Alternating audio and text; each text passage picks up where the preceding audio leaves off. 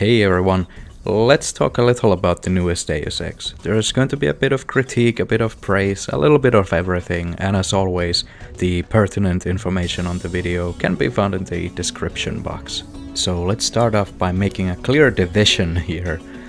Personally, I think you can slice the core of the franchise into two main elements. There's the intelligent level design that allows and encourages different ways to tackle each challenge, which makes the game so damn enjoyable time and again due to how well it leads to unique playstyles and approaches and end results. And then there's the debatably intelligent story and world building that paints a very distinct cyberpunk-esque modern fantasy that takes dozens of cues from eerie conspiracies and theories, which you can leave at face value or look deeper into and discover the game's more intricate themes through them. And I'll be the first one to admit that I belong in the latter camp.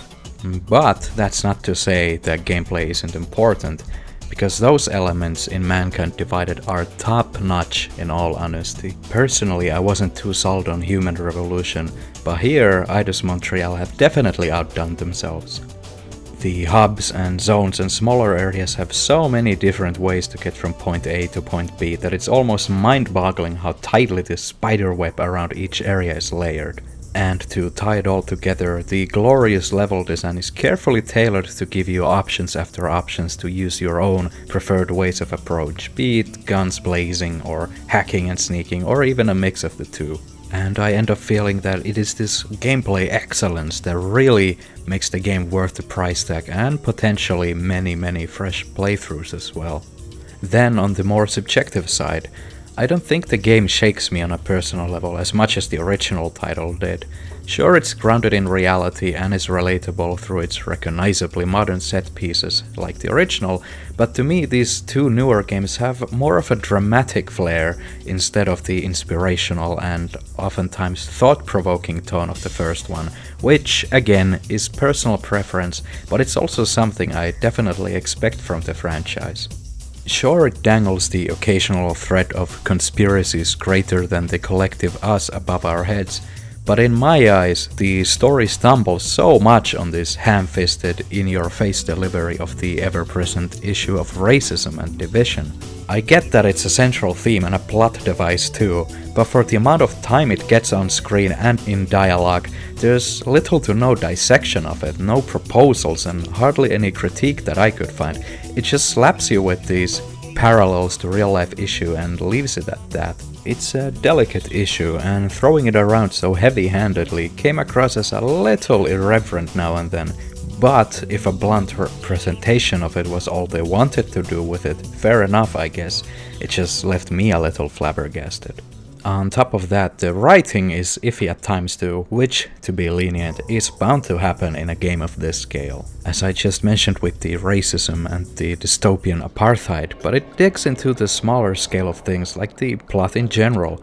As you trail behind the eventual main villain, I felt like the game lost its focus on the bigger picture and set its sights to the viewpoints of two augmented men. The Juggernaut Collective gets brought up. Somehow Jensen is in cahoots with them, yet there is no real backstory to them or how the Man and the Shadow Organization came to cross paths.